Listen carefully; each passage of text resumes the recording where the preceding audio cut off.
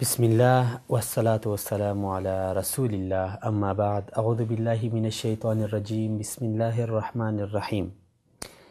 یا ایہا الذین آمنوا اجتنبوا کثیرا من الظن ان بعض الظن اثم ولا تجسسوا ولا یغتب بعضکم بعضا ایحب احدکم ان یأکل لحم اخیہ میتا فکرہتموہ واتقوا اللہ صدق اللہ العظیم رب اشرح لی صدری ویسر لی امری واحلل عقدۃ من لسانی یفقہوا قولی سبحانک لا علم لنا الا ما علمتنا انک انت العلیم الحکیم۔ ناظرین، کبھی کبھار ہمارے ایک چھوٹے سے گمان، چھوٹے سے غلط گمان اور غلط خیال کی وجہ سے ہماری آپس کی رشتہ داری ختم ہوتی ہے، ہماری آپس کی دوستی ختم ہوتی ہے، ہمارے آپس کے تعلقات بگڑ جاتے ہیں، ہمارے آپس کی جو محبت ہوتی ہے، جو الفت ہوتی ہے، وہ نفرت میں بدل جاتی ہے۔ بہت ساری دیگر وجوہات کے ساتھ ساتھ اس کی ایک مین وجہ یہ ہے کہ ہم کسی کے بارے میں اچھا گمان نہیں رکھتے، بلکہ ہمیشہ یہ کہتے ہیں کہ یار اس نے یہ جو بات کہی ہے لازماً اس میں اس کا کوئی مقصد ہے،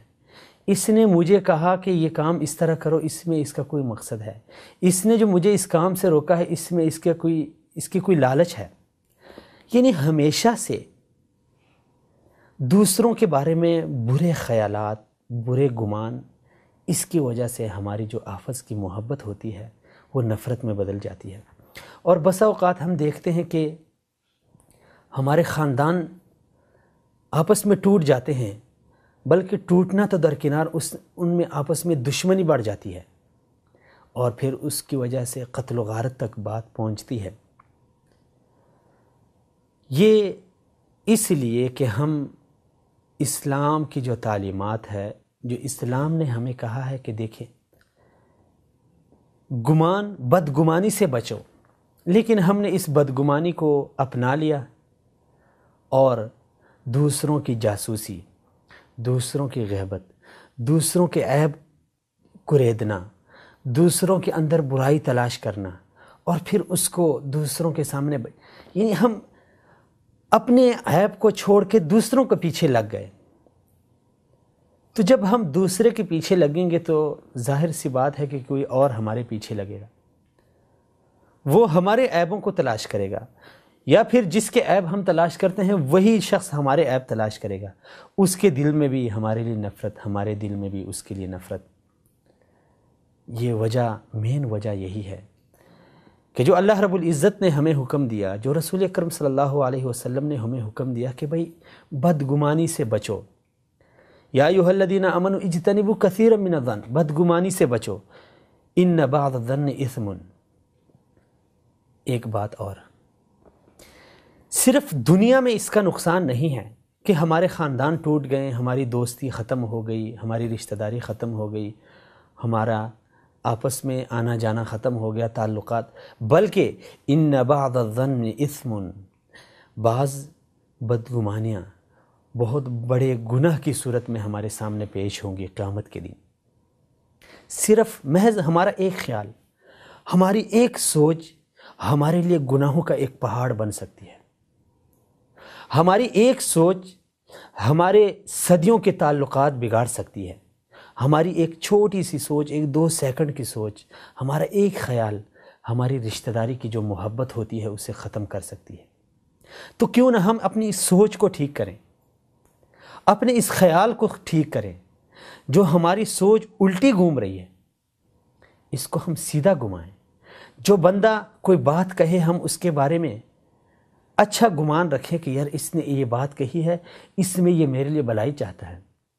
یہ جو فلاں میرے ماموں نے، میرے چاچو نے یہ بات کہی ہے، یہ کام اس طرح کیا ہے، اس میں وہ ہمارے آپس کے تعلقات خراب نہیں کرنا چاہتا بلکہ اس کو آپس میں مزید مضبوط کرنا چاہ رہا ہے۔ یعنی ہم صرف محض ایک گمان کریں تو ہماری اس کے ساتھ بھی محبت بڑھے گی، اور اگر اس نے ہمارے لیے برا سوچا ہے تو یقیناً اسے اپنے اس برے سوچنے کی شرمندگی ہوگی، اور ہوتی بھی ایسے ہی ہے۔ جب ایک شخص آپ کے بارے میں برا سوچتا ہے تو آپ اس کے بارے میں اچھا سوچیں، آپ اس کے بارے میں اچھا گمان رکھیں۔ تو جب اسے آپ کے ارادوں کا، آپ کے خیالات کا، آپ کی فکر کا، آپ کی سوچ کا اندازہ بھی ہو جائے، اس کو اپنے کیے پہ بڑی شرمندگی ہوگی، بہت ہی ندامت ہوگی۔ ہو سکتا ہے بلکہ ہوگا بھی ایسے ہی کہ وہی شخص اٹھ کے آپ سے معافی مانگنے کے لیے آ جائے۔ یہ کس لیے؟ اور اگر ہم یہ سوچ کو الٹا گھما کے کہیں، اگر وہ اچھا سوچ رہا ہے اور ہم کہیں وہ ہمارے لیے برا سوچ رہا ہے، تو اس کے دل میں بھی ہمارے لیے نفرت پیدا ہوگی۔ جب وہ ہمارے اندازوں کو، ہمارے ارادوں کو جان لے گا کہ بھئی دیکھیں میں اس کے لیے کیا سوچ رہا ہوں، میں اس کے لیے کیا چاہ رہا ہوں، اور یہ آگے سے میرے لیے کیا چاہ رہا ہے، تو یقیناً محبت جو ہے نا وہ نفرت میں تبدیل ہوگی۔ اسی لیے رسول اکرم صلی اللہ علیہ وسلم نے فرمایا ایاکم والظن فإن الظن اکذب الحدیث، بدگمانی سے بچو۔ بدگمانی ہی اگرچہ ہم اس کو اپنے زبان سے اس کو تلفظ نہ دیں، اس کو ہم الفاظ میں ادا نہ کریں، اس کو ہم نہ بولیں، لیکن صرف محض یہی گمان جو ہے نا یہ سب سے جھوٹی اور بدترین جھوٹ ہے، اکذب الحدیث۔ باتوں میں سب سے جھوٹی بات یہی ہے کہ آپ کسی مومن شخص کے بارے میں بدگمانی کریں، اور یہ ہمیں دین اسلامی اس کی اجازت نہیں دیتا۔ ہمارے نبی صلی اللہ علیہ وسلم کی زندگی کو دیکھیں، نبی علیہ السلام ایک بندہ برا کام بھی کرتا تھا تب بھی اس کے بارے میں اچھا گمان۔ سبحان اللہ۔ ایک شخص تھا، عبداللہ نام صحابی تھا، اور حمار اس کا لقب تھا۔ یہ صحابی رسول بار بار ایک جرم کا ارتکاب کرتا تھا جس کی اسے سزا بھی ملتی تھی، جس کے اوپر حد بھی قائم ہوتی تھی۔ ایک بار اس نے شراب پی، اسے پیش کیا گیا، حد قائم ہو گئی۔ دوسری بار پھر اس نے یہی غلطی دہرائی، اس نے پھر شراب پی لی۔ لیکن اس صحابی کی ایک خصوصیت تھی کہ یہ مسجد میں آتا تھا، رسول اکرم صلی اللہ علیہ وسلم سے جب بھی ملتا تھا تو ہنسی خوشی والی بات کرتا تھا۔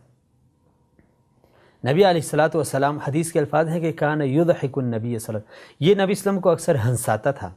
ایسی باتیں کہتا تھا کہ جس سے رسول اللہ علیہ وسلم کو ہنسی آ جاتی تھی، آپ صلی اللہ علیہ وسلم مسکراتے تھے۔ یہی شخص 2-3 بار اسی جرم میں اس کو لایا گیا، اس کے اوپر حد نافذ ہو گئی۔ تو جب ایک تیسری چوتھی بار اس کو لایا گیا، اس کے اوپر حد قائم ہو گئی، تو ایک کسی صحابہ میں سے کسی نے کہا کتنا ملعون شخص ہے، جس طرح ہم کہتے ہیں کتنا لعنتی شخص ہے، دیکھیں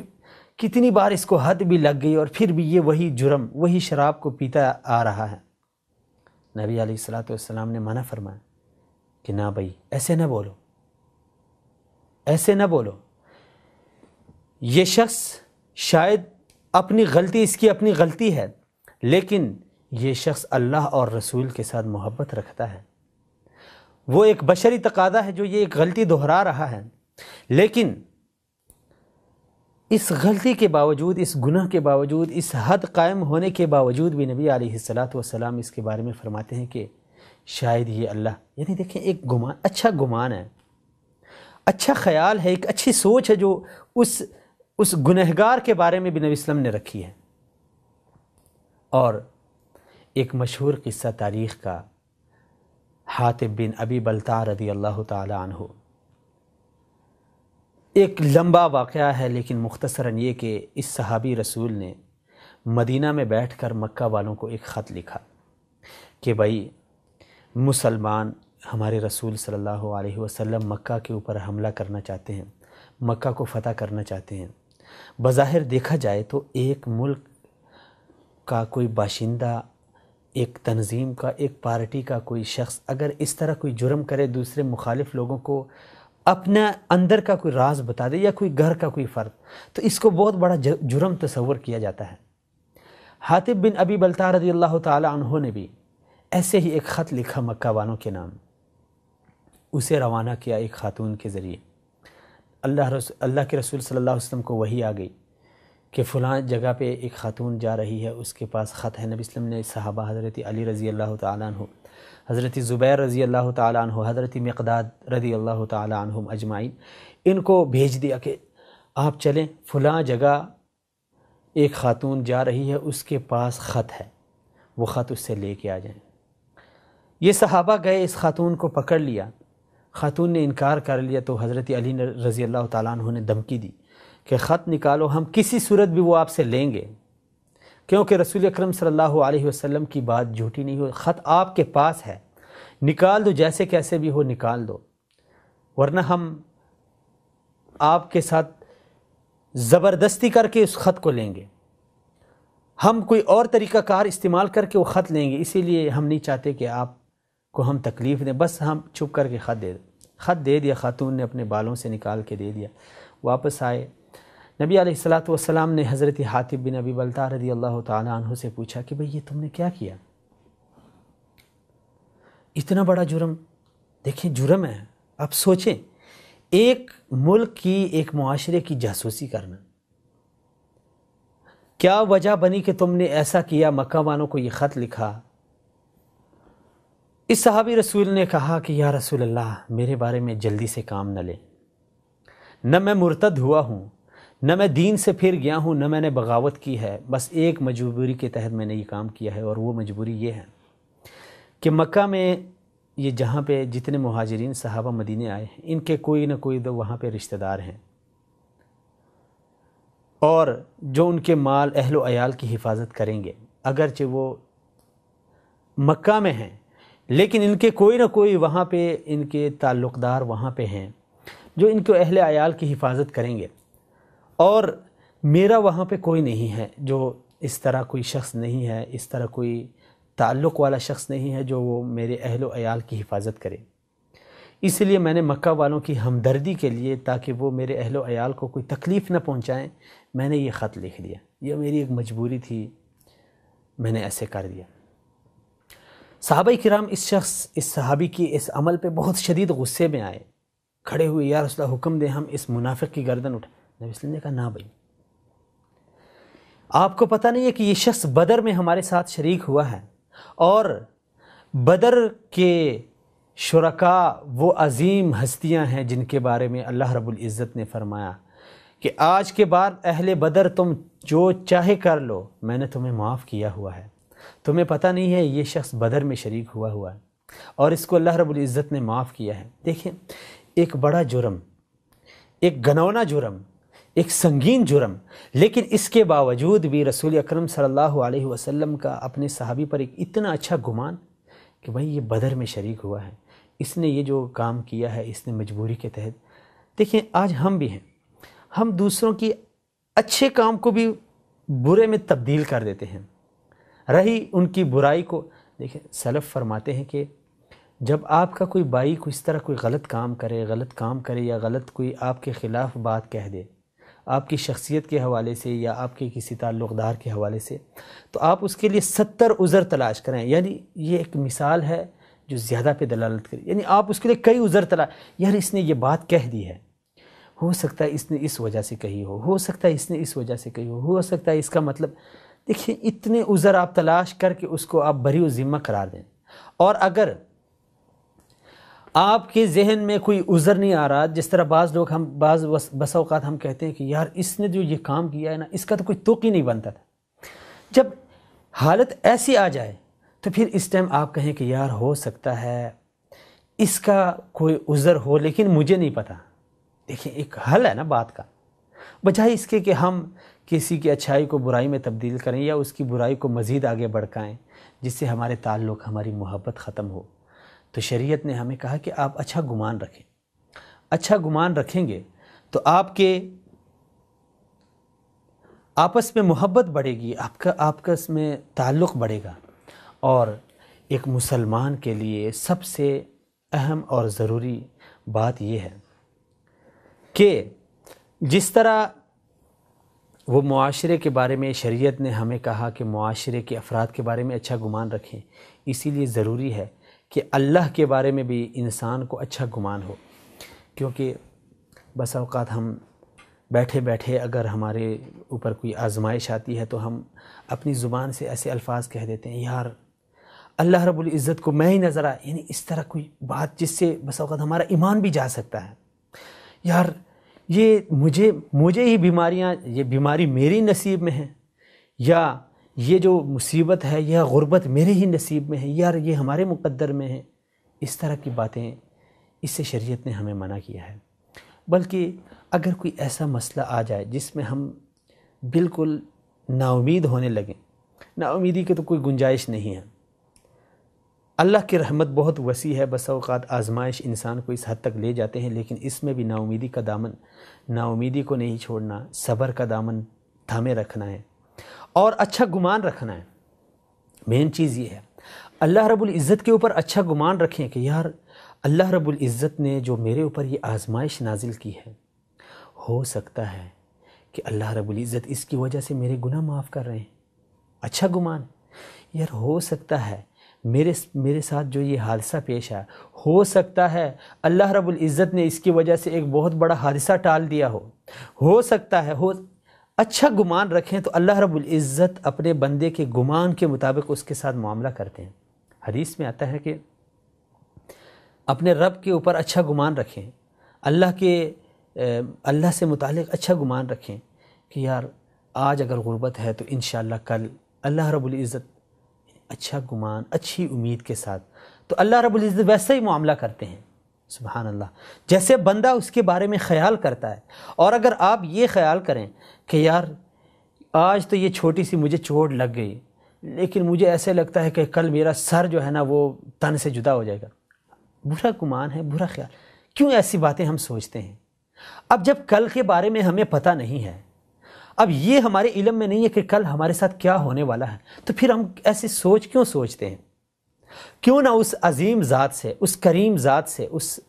اس رحمت اور شفقت والی ذات سے ہم رحمت کی امید رکھیں، اس کے بارے میں اچھا گمان رکھیں تاکہ ہمارے ساتھ وہی معاملہ ہو۔ ہم یہ کہیں کہ یار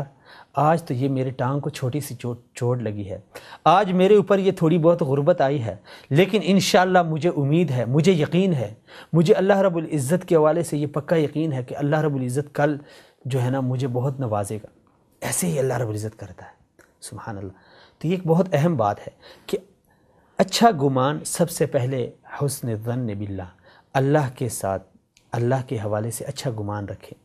اللہ آپ کے ساتھ وہی فیصلہ کرے گا جو آپ خیال اور سوچ میں لائیں گے۔ اور دوسری بات، معاشرے میں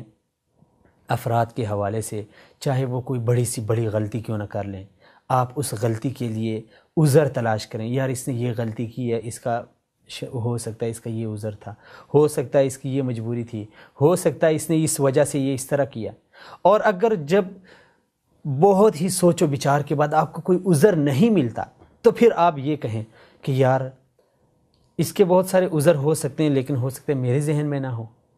یا مجھے علم نہیں ہے اس کے عذر کا، یا مجھے اس کا ادراک نہیں ہو پا رہا۔ تو جب اس طرح کی حالت ہمارے معاشرے میں، ہمارے ذہن، سب سے پہلے ہم ذہن کو صاف کریں۔ اور یہ وہم و گمان، دوسروں کے بارے میں خیال نہ، سوچنا، فکر، اس کا تعلق ذہن سے ہے۔ تو اسی لیے سب سے پہلے ہمیں اپنا ذہن صاف کر کے معاشرے کے بارے میں اچھا گمان رکھنا چاہیے، اچھی سوچ رکھنی چاہیے۔ اس کی وجہ سے اللہ رب العزت ہمارے گناہوں پہ بھی پردہ ڈالے گا، لوگ ہمارے بارے میں اچھا سوچیں گے، ہم ان کے بارے میں اچھا سوچیں گے، تو معاشرے میں ایک قربت آئے گی، ایک محبت آئے گی، اور یہ جو نفرتیں ہیں، یہ عداوتیں، یہ ختم ہو جائے گی۔ اور جو بدگمانی کی وجہ سے ہمارے معاشرے میں جو حالت پیدا ہو رہی ہے، ہم دیکھ رہے ہیں خاندان بکھرتے ہیں۔ ہو سکتا ہے انہوں نے ہماری بیٹی کے ساتھ یہ ظلم کیا ہے، یہ کیا ہے، وہ کیا ہے، ہمارے بیٹے کے ساتھ یہ ہو رہا ہے، ہماری بیٹی، یعنی ایک چھوٹی چھوٹی بات کو ہم ہوا دے رہے ہیں، بذات خود ہوا دے کے اس کو بھڑکا رہے ہیں۔ تو کیوں نہ اگر اس طرح کوئی معاملہ آ جائے، خاندان میں آ جائے، معاشرے میں آ جائے، پڑوس میں آ جائے، اس کو ہم عذر تلاش کر کے، یار ہو سکتا ہے انہوں نے یہ بات ہماری بیٹی کو کہہ دی ہے، ہو سکتا ہے ان کی یہ مجبوری تھی، ہو سکتا ہے اس کی یہ مجبوری تھی، ہو سکتا ہے، تو اس سے ہمارے دل میں جو نفرت ہوگی وہ محبت میں تبدیل ہوگی۔ اللہ کریم سے دعا ہے کہ اللہ رب العزت ہمیں یہ اخلاقی صفات اپنانے کی توفیق عطا فرمائے، جس سے انشاءاللہ الرحمن ہمارے خاندانوں میں، ہمارے گھروں میں، ہمارے معاشرے میں، ہمارے ملک میں اور ہمارے دلوں میں آپس کی محبت بڑھے گی اور نفرتیں ختم ہوگی۔ اسی لیے اسلام کا بھی یہی پیغام ہے، محبت عام کرو اور نفرتوں کو ختم کر دو۔ اگلے پروگرام میں دوبارہ ملتے ہیں، تب تک کے لیے السلام علیکم ورحمۃ اللہ وبرکاتہ۔